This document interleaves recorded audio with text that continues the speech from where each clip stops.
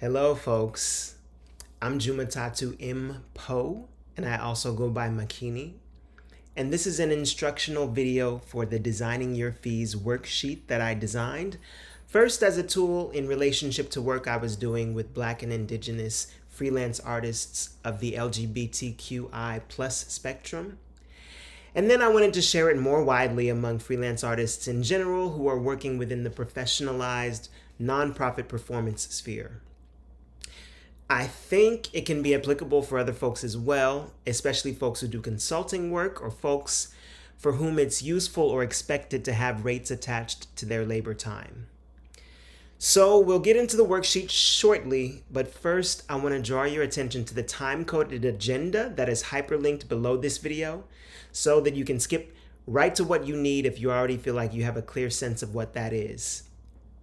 If after you skip to what you need and you feel like the worksheet has been useful for you or will be useful for someone that you know, please watch the rest of the video because I discuss briefly some amazing folks and collectives, cooperatives, organizations who are doing dreaming that I feel like is aligned with the dreaming that helped to conceive this worksheet. So give them attention as well. Okay? So first, who am I? Why am I doing this? Why do I think I should be doing this? Again, my name is Jumatatu or Makini. I'm sitting here in my kitchen in this house in the traditional lands of the Tutelo-Saponi speaking peoples. And I'm an artist, a performer, and I have played a significant role in the management of my career over the past almost 20 years, which includes grant and fellowship writing, application writing and acquisition, designing and executing budgets, and assigning fee scales to myself and collaborators. Hush, girl. My mom worked as a tax preparer when I was younger, and I learned a lot about budgetary planning from watching her and talking to her. I have also, for the past several years, worked with friend and colleague artists on their own financial planning and management, trying to imagine personal and collective economies that better support our working and living. I have many siblings, 2 parents that I'm very close to, and a large extended family and close friends who have become family. My parents are both educators, as am I, as are many people in my family. And within my immediate household, I grew up within a Pan-Africanist organizing community. My mother's father was also a Baptist pastor from Chattanooga, Tennessee, though he built his congregation in Southern California. Both of those ideologies have influenced the DNA of my own organizing, especially Pan-Africanism, though I don't particularly identify as a Pan-Africanist or a Christian currently. Family and community care are central in my life. I pretty much grew up as the oldest of 5, though I have older siblings from my father as well. That oldest child caretaker gene is strong within me. Within my working and living, an ethic of care and an ethic of slow have both been important to me. Care being a foundation of the interdependence that I believe we all have to one another, to our living and non-living kin, as beings on this planet, as this planet, that we hold one another tightly, loosely, and that each of our movements has physical and energetic antecedents and physical and energetic consequences. That care is the fascia that maintains, or should maintain, or could maintain the skeleton of our interdependence. And slow, when I say slow, I'm thinking about rhythms that honor our needs and desires for reflection, recuperation, rest, that honor the amount of time it takes to build trust, to get to know one another. The truth that slowly beats the rhythm of attention, and that our living and our living together merits deep attention. It deserves that. As much as I sometimes have issues with that word deserves, there is something that feels right to me about allowing and being allowed the time for deep, profound attention. From my vantage point, I think it's useful to keep all of that in mind as you engage with this worksheet. This worksheet that's designed to yield some direction for how you could be with money in relationship. All right. It feels a little trite for me to be investing this time and energy into money. The notion of money, this abstract representation of resource represented in folding bills of linen and cotton, jingling little bits of metal, abstract numbers on a screen on an online bank statement. But I see this worksheet as a meantime strategy, and I'll explain what I mean by that.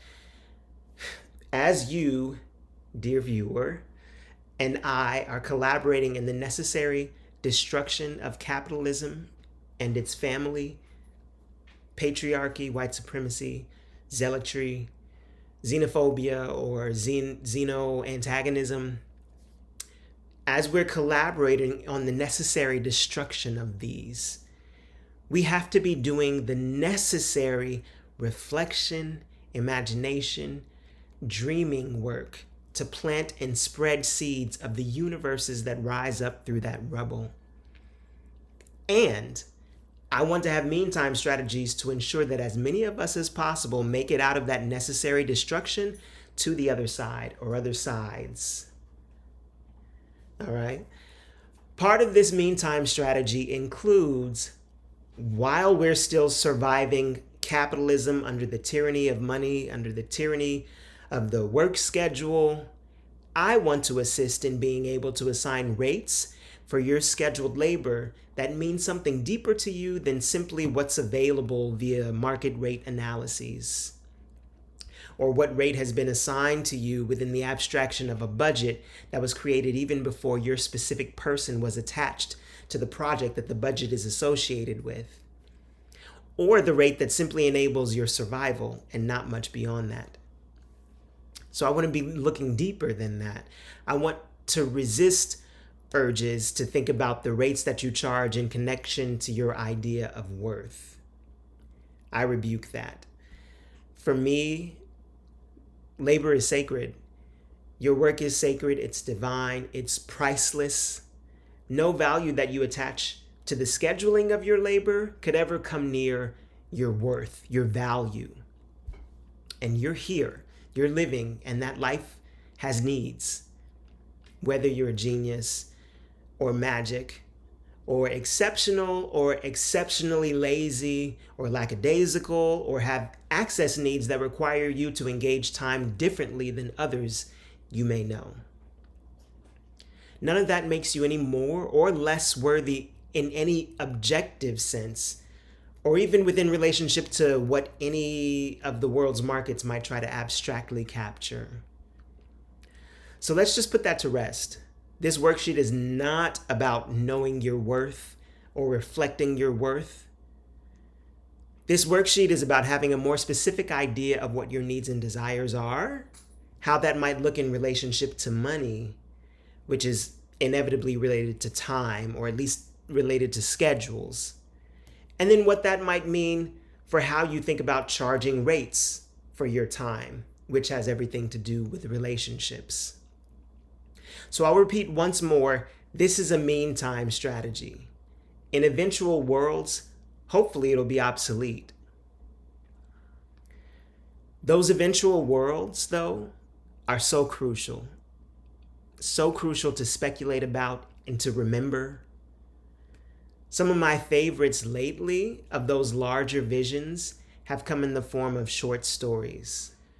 One by Mariam Kaba called Justice, a Short Story, featured in her book, We Do This Till We Free Us, which beautifully lays out how important repair work is, reparations work is, how it takes time, how it's essential for communal health, and how life has community value. So the health and harm of those lives has community implications from which no community member is exempt.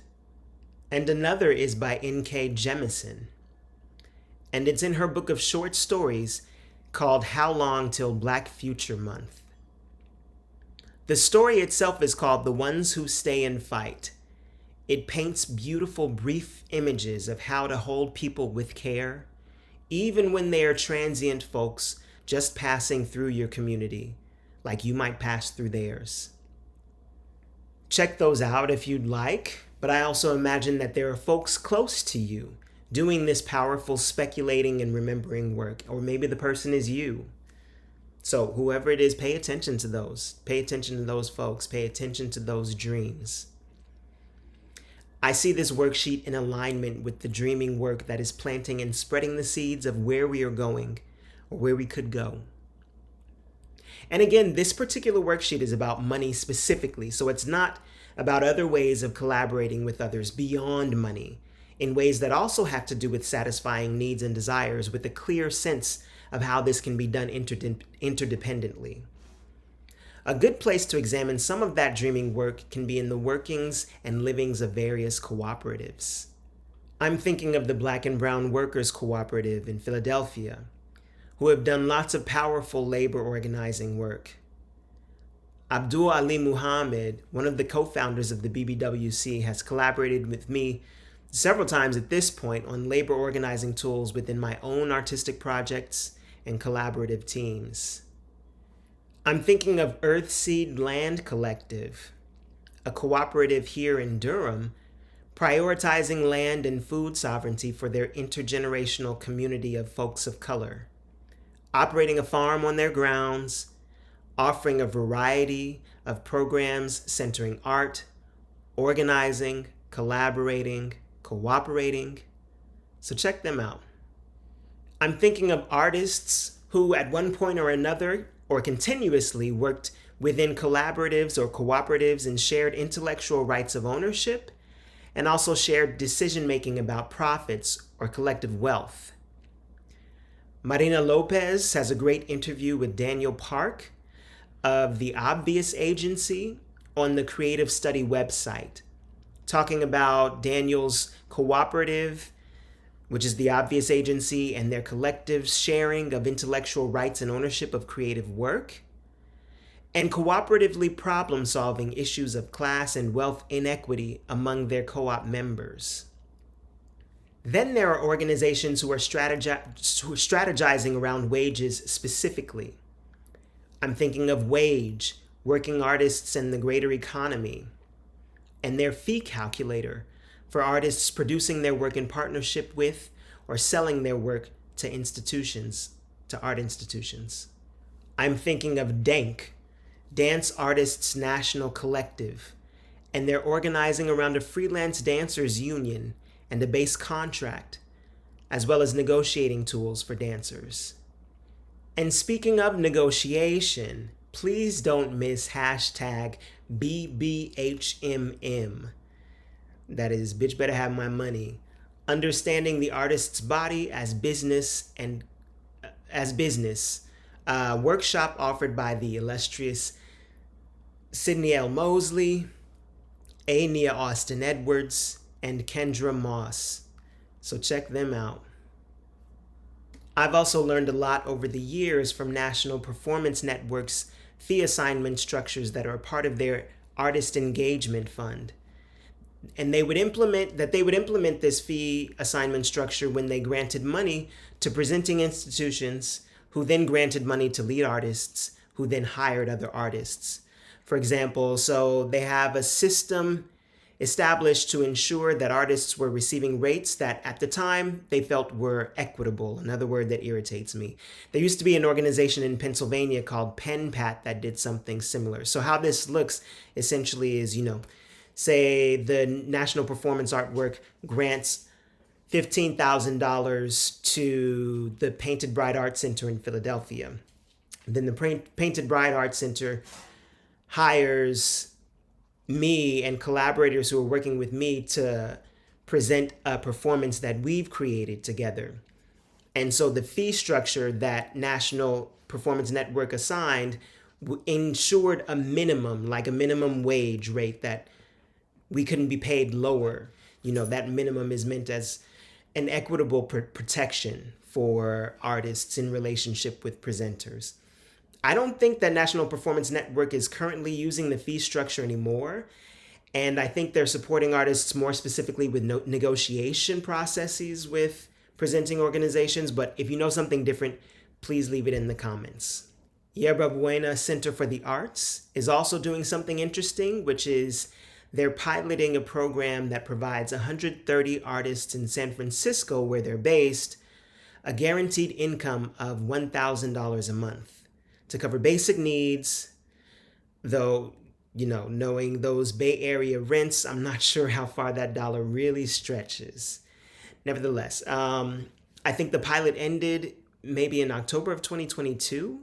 So maybe they have some reflections on that experience published somewhere on their website. Check them out too. Finally, a project with which I was significantly involved, the Creating New Futures Phase 1 document, Working Guidelines for Ethics and Equity in Presenting Dance and Performance. This document, this lengthy, sometimes rambling document, was produced early in the shutdown phase of the COVID-19 pandemic and features tons of reflections from arts workers, whether artists, presenters, curators, administrators, staff, on how to understand artists as workers inherently a part of labor rights struggles like other workers. I was one of the authors of this Phase 1 document, as well as Amy Elaine Smith, who recently invited me to begin facilitating some consulting workshops with her around financial well-being through interdependence for artists. So we're available for hire as well. As I mentioned earlier, this worksheet, I designed it with freelance artists working within the nonprofit sphere in mind.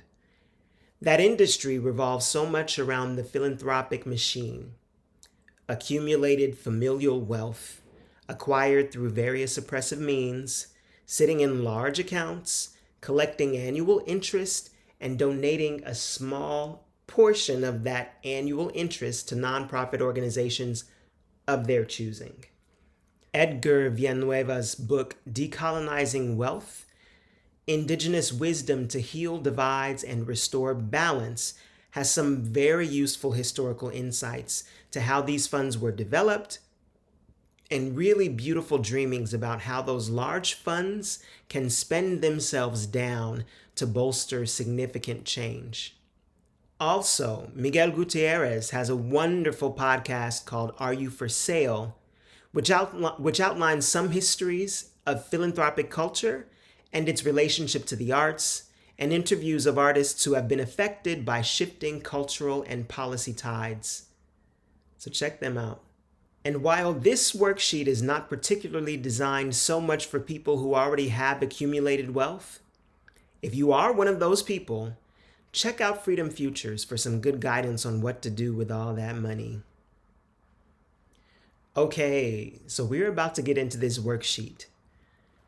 I'm sensitive to the reality that many of us are conditioned to feel shame in relationship to money. Shame in relationship to not having it, or not managing it successfully, not being educated about systems of investment or saving or budgeting. And then also shame in relationship to having it, in the face of friends and colleagues or other family members who have much less of it, in relationship to having it and not having labored for it due to inheritance or marrying into it or receiving it through an award for some kind of exceptionalism. There are all kinds of encouragements from so many different directions not to talk about money, to keep those matters private, so no one knows exactly what you don't have, or no one knows what you do have and how you got it and where you keep it. My philosophy on talking about money, as publicly as is useful, as openly, as honestly, and as frequently as is useful, really has to do with strategizing interdependence as an organizing tool, as a labor organizing tool. It can be useful, powerful information when you know how much people around you are charging for their labor, when and how they negotiate, where the money comes from, so that we can organize, cooperate, collectivize, and dream ways that we can have our needs and desires met in relationship to the systems that are available to us.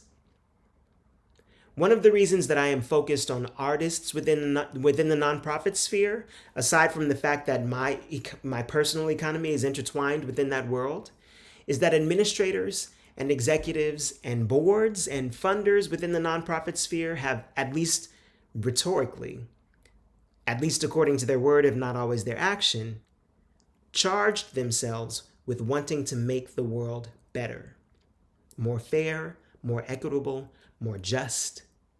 And artists within that sphere hold a significant amount of bargaining power due to our ordainment as being exceptional, which neatly fits well within nationalist rhetoric of American exceptionalism.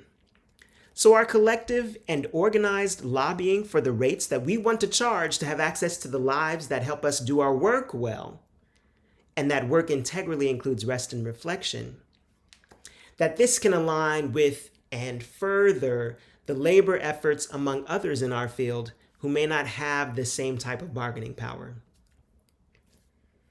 And regardless of that, any kind of transformation work needs to be deeply personal, which is why this worksheet asks you to be deeply personal in your responses, and then also deeply collaborative. We don't do anything on our own, and the myth that we do, that we can, is often a capitalist wet dream. So to get us ready to respond honestly, intentionally to this worksheet, I want to invite a moment of quiet reflection and affirmation. Take a moment to yourself. Listen to your breathing. Let your skin touch your skin. Remind yourself that you are here with yourself and that this, wherever you are on your journey toward understanding more about your finances, this is a fine place to start from today. If you have a moment, I recommend pausing the video and taking about a minute's worth of breathing and touching your skin. A minute or about 30 breaths, whichever is longer.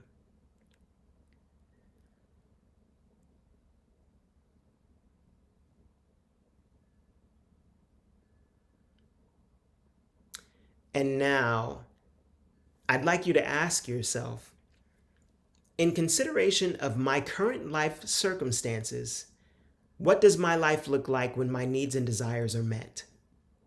And a reminder that this meantime strategy, this worksheet, is not totally speculative, but we are starting from a consideration of where we are right now and speculating a little bit, okay? From these current circumstances, what could my life look like if my needs and desires were met? And this is totally subjective, your own needs, your own desires, not based on what you think you should have because you've worked for it, or you've reached a certain point in your career, or this person or these people have it. Why shouldn't I? This is simply thinking about what you need, what you want to allow you to feel how you want to feel. Maybe that's well nourished. Maybe that is well loved with significant time to invest in your loving relationships. Maybe that's living near the water. Maybe that's living in a big city with access to work with lots of collaborators from different places. Maybe that is with farmland that is shared cooperatively with all of your siblings and first cousins. Maybe it's living in a 2-bedroom apartment, one for you and your partner, and then a guest room for visitors, and then you all go on 2-week-long vacations 3 times a year. This might be another useful time to pause the video, especially if you haven't done any kind of imagining like this before, and just give yourself some time. Maybe you'll want to write things down. Maybe you'll want to remember points in your life when you have felt really good and think about what it might mean to have more of that. How your life would need to look to create space and time for more of that.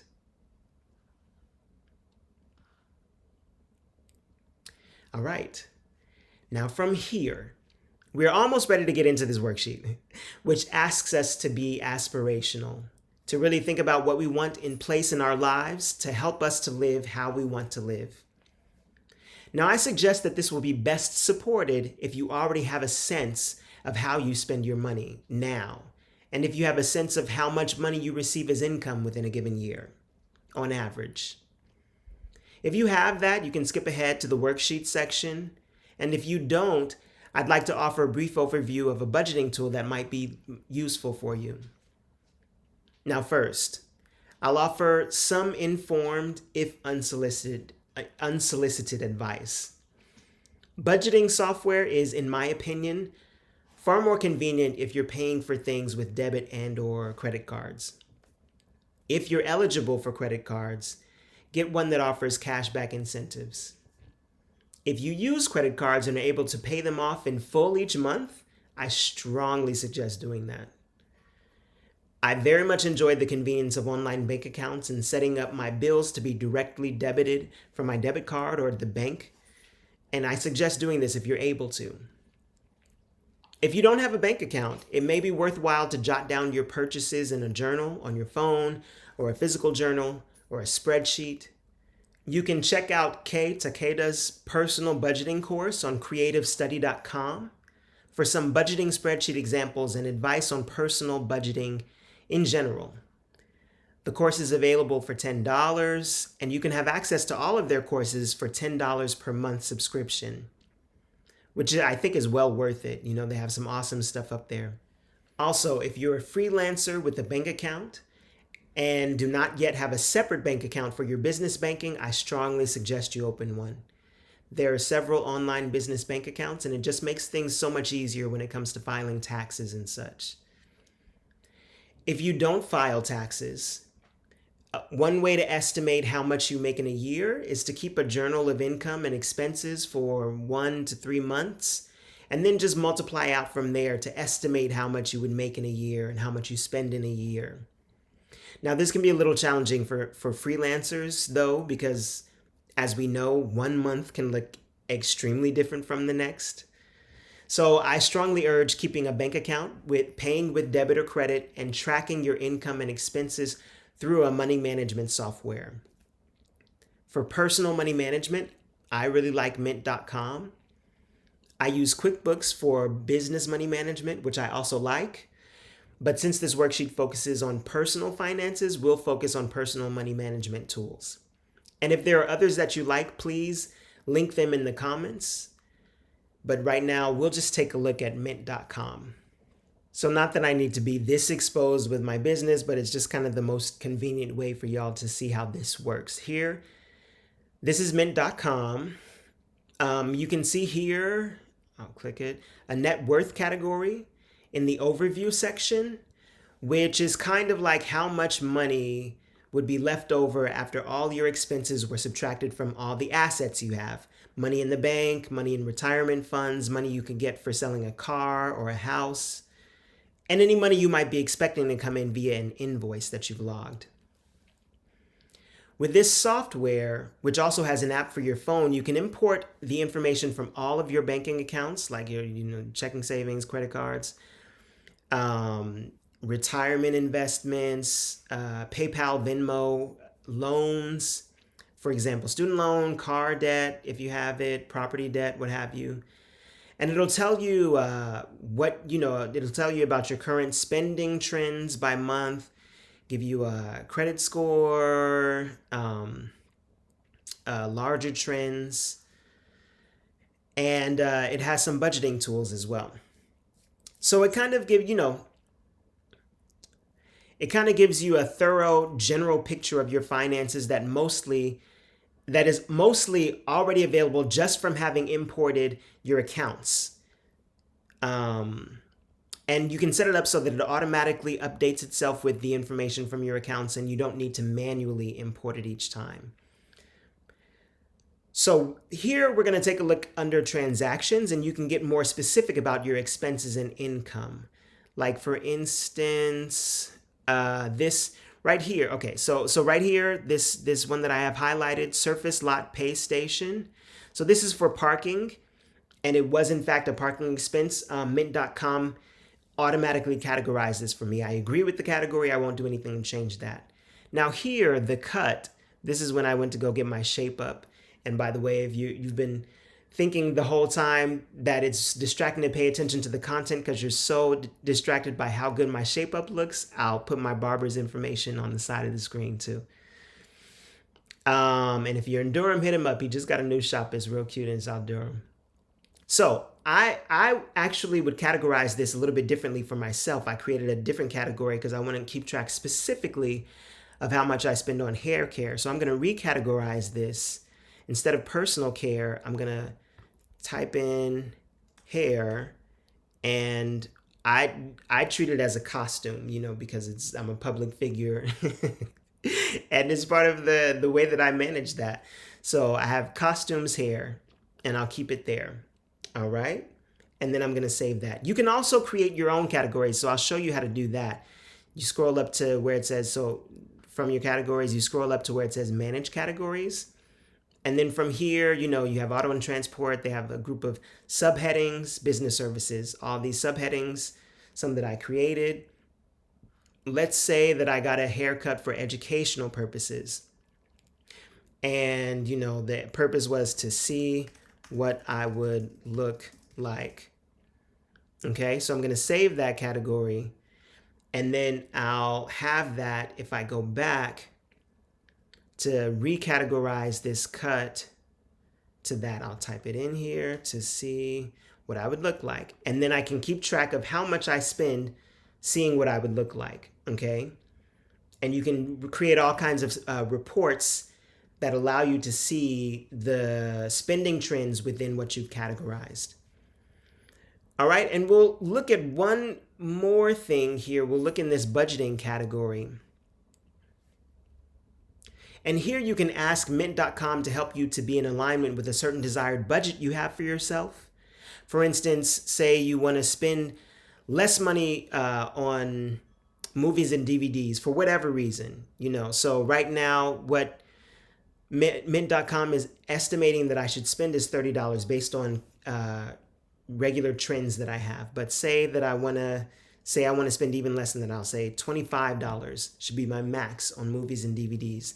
Then I'll save that, and I'll get reminders each month if I go over that. And each new month, the amount resets itself. But then say for groceries, say actually, I could afford to spend a little bit more on groceries because, I want to go to Whole Foods and the organic farmers markets, etc. And they charge, more than like the shopping at the Food Line or whatever. So I'm going to say $600 per month. Okay. And then I save that, and it'll help me to be in alignment with that goal. I haven't really used the mint.com budget feature much before, but I'll probably get into it a little bit, if for no other reason than to be able to help folks that want to get into it. All right, so that's mint.com. Really just offered as an example of a money management software. There's no incentive I have for your use of mint.com. I just think it's pretty good. Again, suggest others if you have them. All right, so now finally, the Designing Your Fees worksheet. We can enter through my website here because I think that this is the link that I'll be circulating with the video so that they can just stay consistent in case anything changes in the addressing of the Google Sheet. So here you can see the worksheet, see different tabs down here that folks have offered, my own and Y Castro's, different examples of how we've used the spreadsheet. All of this here is view only. You can't see the notes that are attached to the various individual cells that are available when you look at the worksheet on Google. It really is just for you to take a brief look at what the thing is. Okay. And also, because we're on my website, if I'll mention that via the creator performer link. So if you just go to this menu opening up with these three lines here, you click on creator performer, it takes you to a comprehensive list of various of my projects over the years that I've done in collaborations with others. And we'll just click on, this one of them, this formation. This is a formation project. And you can see that associated with most of the projects listed on this site are budgets, what it took to build the project, to create it, and then what it costs to tour it.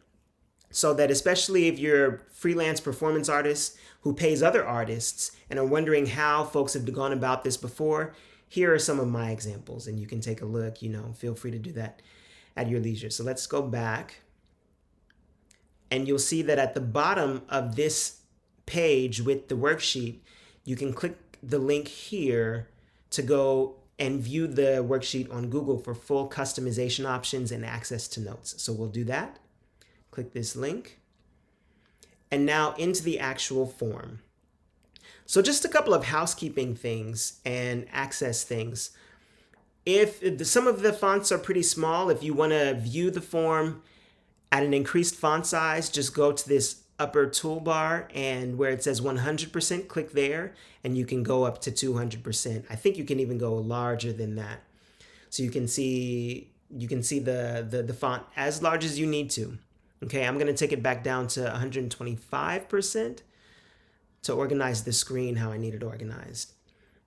All right, so I'm just this thicker horizontal bar here kind of locks what's above it in place so that only what's beneath it scrolls. But if you'd like to change that for any reason, you can shift this bar up or down wherever you want to. And then now I'm shifting it all the way up. So now anytime that I'm scrolling, the whole spreadsheet will scroll. But I don't want it organized like that, so I'm going to shift it back down between lines 9 and 10 and keep it there. All right. In order to create a copy for yourself, if you don't want to, engage with the form publicly, what you can do is go to File and make a copy, and you can make a copy in your own Google Drive. So I'll just save it as copy of Designing Your Fees worksheet. Make a copy. It's located in my drive. And then we'll see that it opens up another equivalent copy here that just is my own. It's not, it's not for anybody else's public viewing. If you'd like to export it totally offline, you can go down to Share under File, go down to Share. Go down to Download, not Share, under File, and then save it as a Microsoft Excel file, which would be what I recommend. Okay, then the organizing of it should stay pretty consistent. All right, now, but we'll engage with it publicly. If you are willing to engage with it publicly and engage in this sharing towards these interdependent ends, I really encourage that. You can save it under you can save a tab under your name, or you can save it under a moniker or anonymously. And the way to do that is we go down to the bottom of the screen where it says sample form here. Click the upside down triangle next to it. Click on duplicate. And then from here, we'll see that a copy of sample form has been made. Now from here, we'll rename it first of all. I'm gonna just name this test drive, but you can name yours whatever you'd like to. And I'll keep this, eventually I'll keep this one open so that people can have something to just play around in. And then from there, please don't forget to right from there, just protect your sheet so I clicked on protect sheet under the same menu. And then over here on the right of the screen, I'm gonna set permissions, and I'm gonna restrict who can edit this. And I'll say that only I can edit it. So you can restrict it so that only you can edit it, so that nobody accidentally changes the figures that you've uploaded, okay? So I'm gonna say only me for right now, but eventually after this video, I'm gonna come back and open it up so that anybody can play around in the test drive file. That one will remain unlocked, okay? But right now it's protected just for this example. So we're gonna go back to the sample form and just talk through a little bit of what's available in this form. I'll read this note here at the top left. I designed this form in consideration of freelance artists working within professionalized nonprofit performance field, though it can be useful for other freelancers as well, especially ones for whom it is useful to organize time related to pay rate. Amy Smith's Valuing Your Time worksheet was a significant inspiration for this.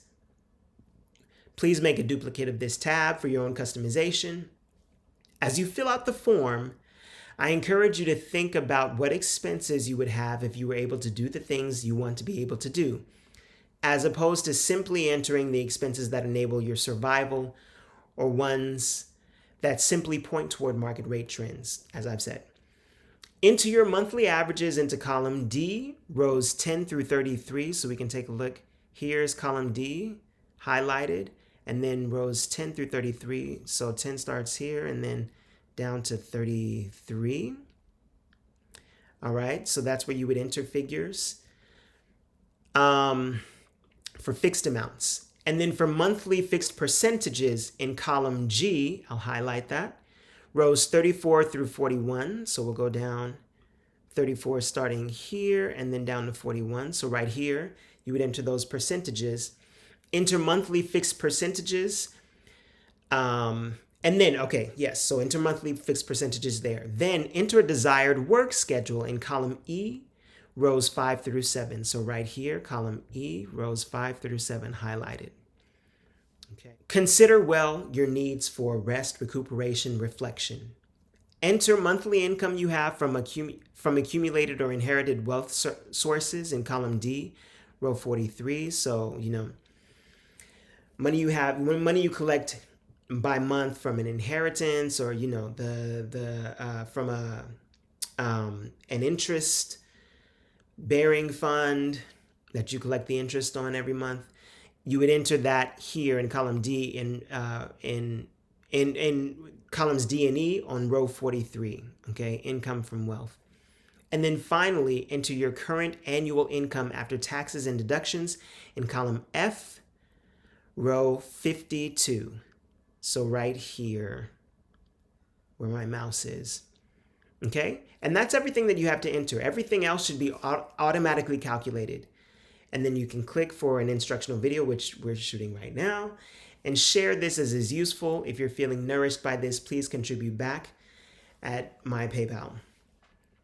All right, so we have that. And we'll talk about like what the different sections are, aside from the places where you enter figures, what the different sections of this form are. Okay, so we'll just take a look at this test drive tab here. I'll click over again.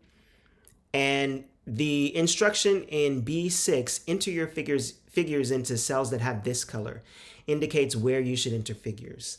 Okay, so we'll play around with entering figures, but I want to make one additional note.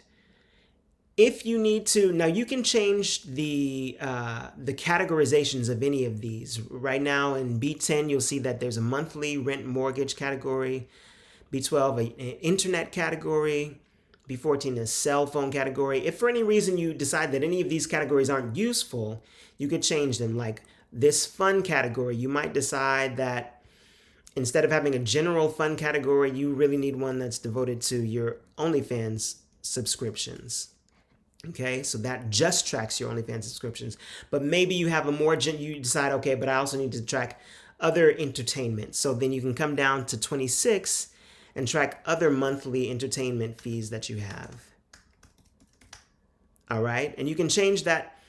Now, if you decide you need more categories, so if it's a monthly expense, you should come down to row 30 and then highlight the row, then double click or right click, however it works on your computer, so that this menu comes up, and then insert one row above. Okay, it's always going to be entering one row above.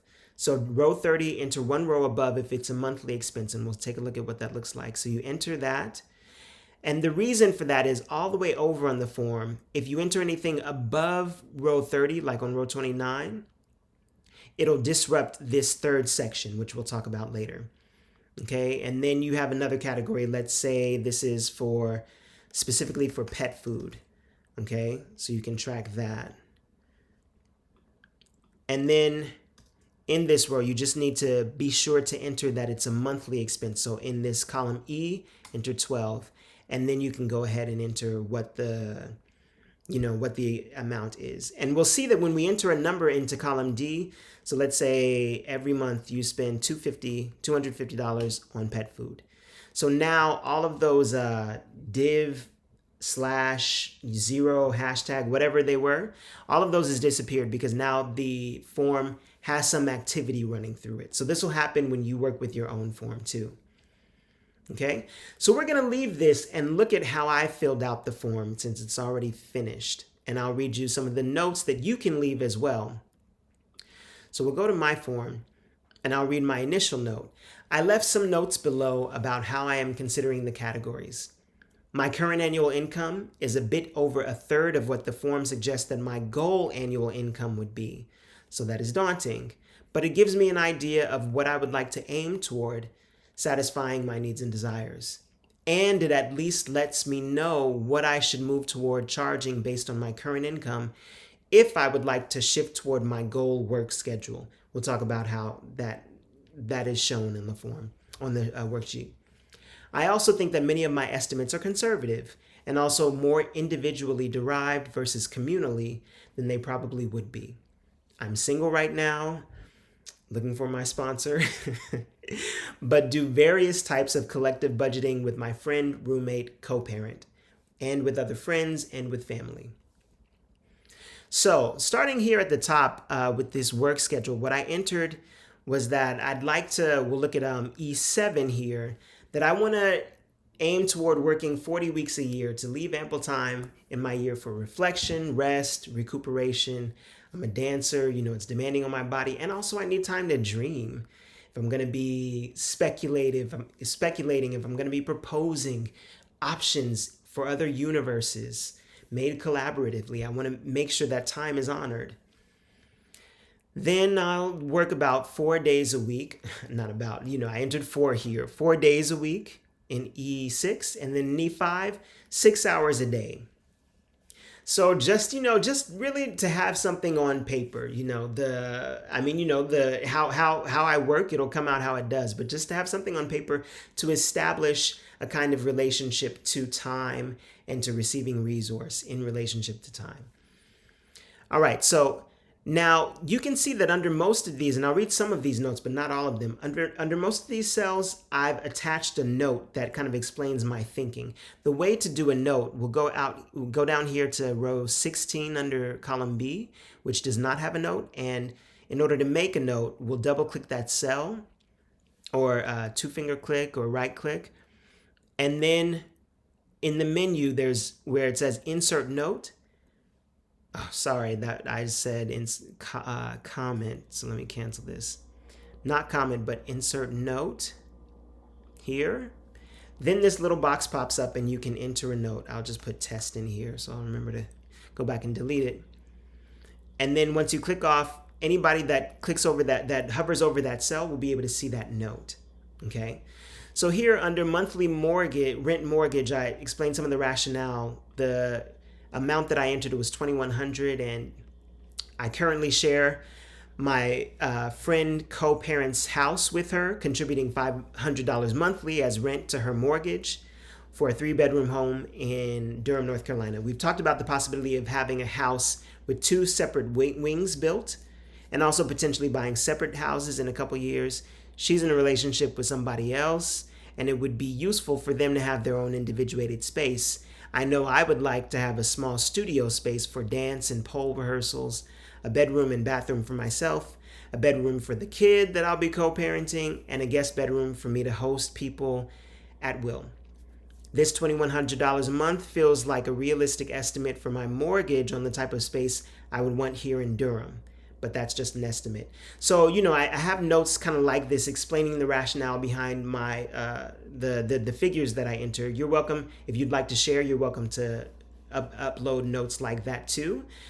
This sample tab that you start with before you customize it, it also, like if you have no idea what you would put in the monthly rent mortgage column in this speculation activity, it gives you some examples of what you can do. Like you can go to redfin.com if you're thinking about that in this speculative exercise you would like to buy a house, and then it'll tell you under houses that you might see, neighborhoods that you like, houses that are designed in ways that you like. It'll tell you some mortgage estimates based on current market trends, and then you can use those estimates to have an idea about what to enter in these categories. And each of the categories should have some help for that, as you're getting more accustomed to the idea of what it costs to do things, to pay for things. Once we get down to row 23 on my sheet, I think I might have deleted some stuff. So on here, it's where things stop being monthly and they start being logged per event out of the year. So I have a $2,000 vacation budget, and then I say I want to go on vacation twice a year. Okay, so a $4,000 total for vacations. And then here I have out of town family visits that I go on 6 times a year, resulting in a total budget of $3,000. Okay, so that's those categories. Then we get down to the percentages.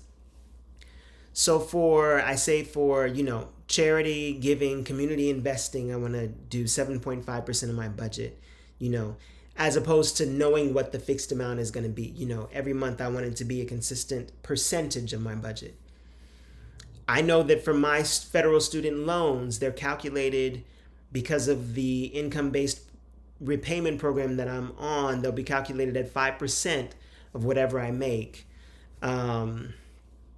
So that, that's included as a percentage. I know, my retirement is calculated as a percent of what I earn each month, So some of those things. And because this exercise in dreaming that you did to get you ready for this was only a little bit speculative. We're imagining that, in that little bit of speculation, we're still dealing with some of the burdens of, debt, of other burdens. We're carrying them into this form and thinking about how we might resolve them through thinking of money as a medicine, as Edgar Villanueva might say. Okay.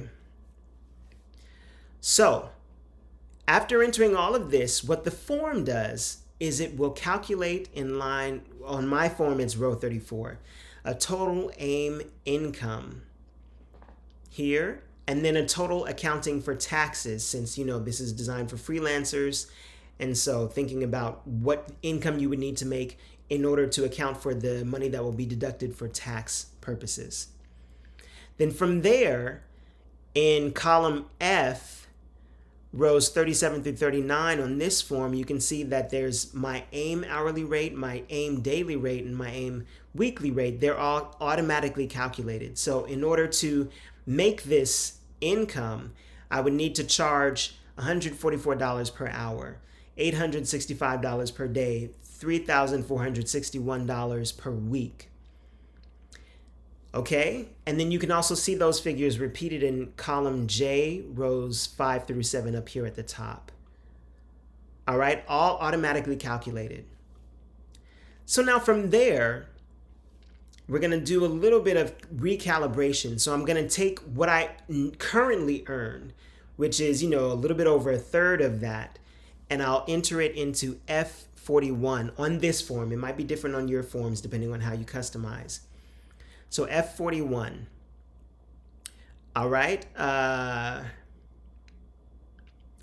And then, so I entered that here. And now what the form does is it says, okay, if this is what you make now, but you want to do some rethinking about your schedule. You might not be able to earn these goal rates right now, but you can rethink your schedule. So it's going to take this amount here in F41 and apply this working schedule that you entered in E5 through 7 here. And so if you want to shift your working toward working on this goal work schedule, these are the rates in column J, rows 37 through 39. These would be the rates that you would need to charge for your work, for your labor, okay? So on my form, it says about $56 per hour, $339 per day, $1,357 per week, okay? And so that's something that I could think about. These are much closer to rates that, people have worked with me around. So it could be a more reasonable step to take to at least get toward my AIM schedule before I think about how to increase my rates, what I could do to do that. Now, what it also does after you've entered, so this is all section 1, this dreaming work, this speculation work. When we move to section 2, some now calibrations. So over here, these rates that are based on what your current actual income, your current annual income is, these are called the now rates, all right? J 37 through 39, or whatever the rows are on your sheet.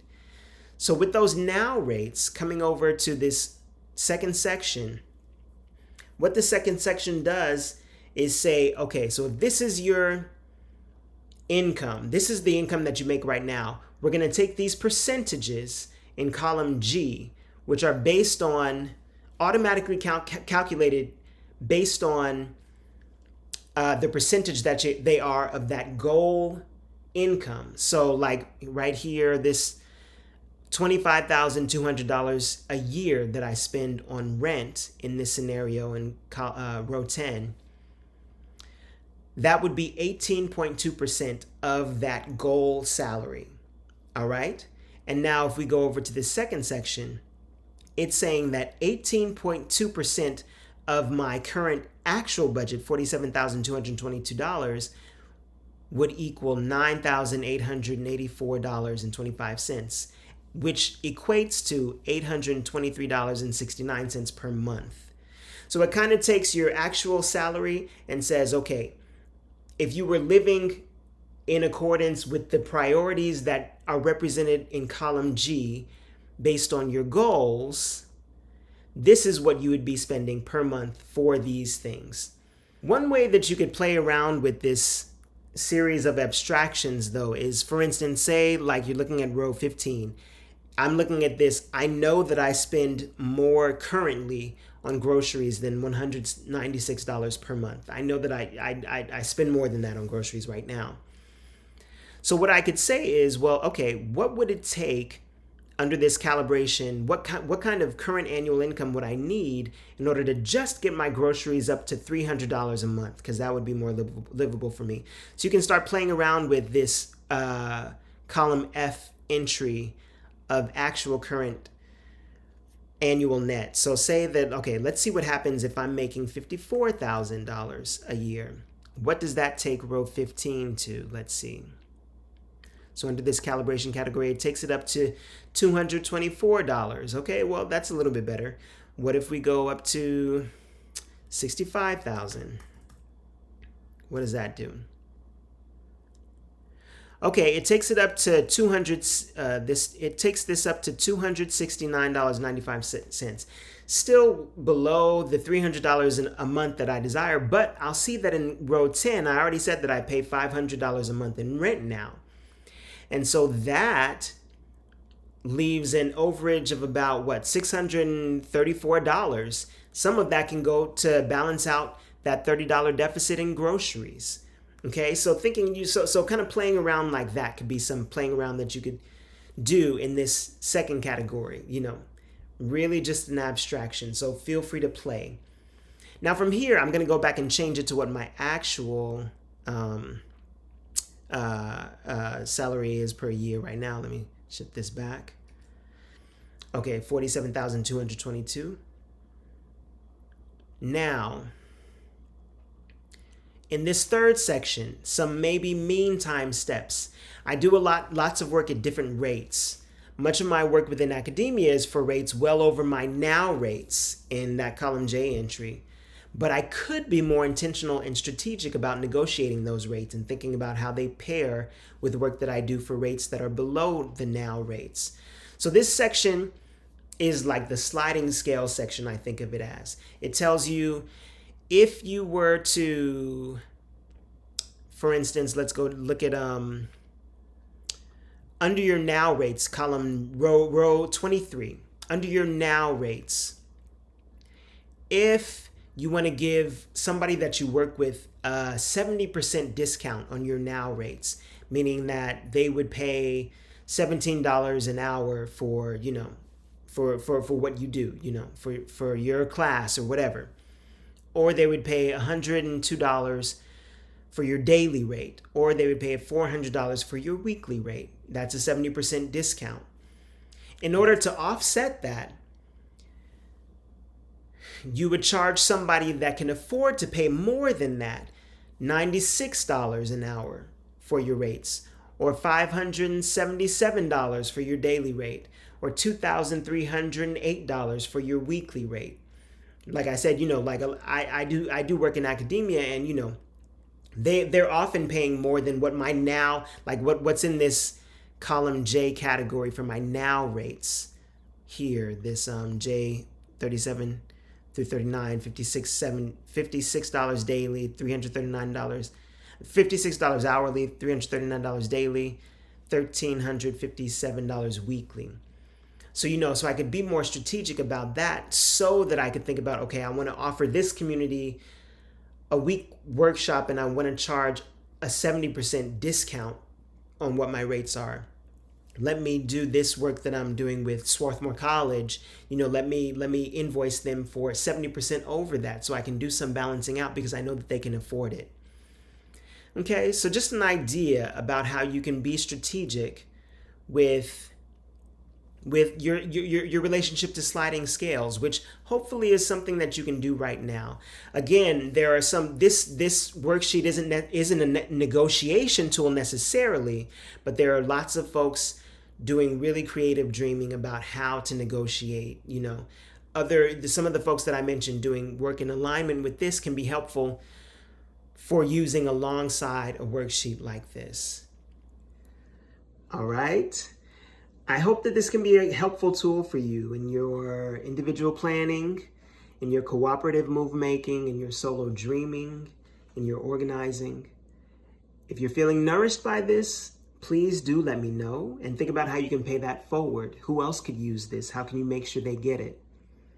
And if you're feeling it, especially if you had to fill out that wealth row in the worksheet, you can also pay it back. Contributing appreciation donations will help me to do more of this type of thing, which as of right now, no one in particular is sponsoring. Much of the financial planning help that I've been doing with folks to date has been one-on-one love offerings, mostly for family folks and for Black and Indigenous, queer, and trans folks. And I'm happy to continue doing that as well. If you're feeling inclined to reach out for questions about something or specific feedback, please do. I will say that I'm slow. My email backlog dates back to pre-COVID-19 pandemic times, but generally I will come around eventually. If you already know me, of course, it's easier to get in touch quickly. If you don't know me, you can also get in touch via Mariah Weathers, who works with me as a managing producer. Her email should be up on the screen. All right, folks, much, much love and conviction to all of y'all, and until soon.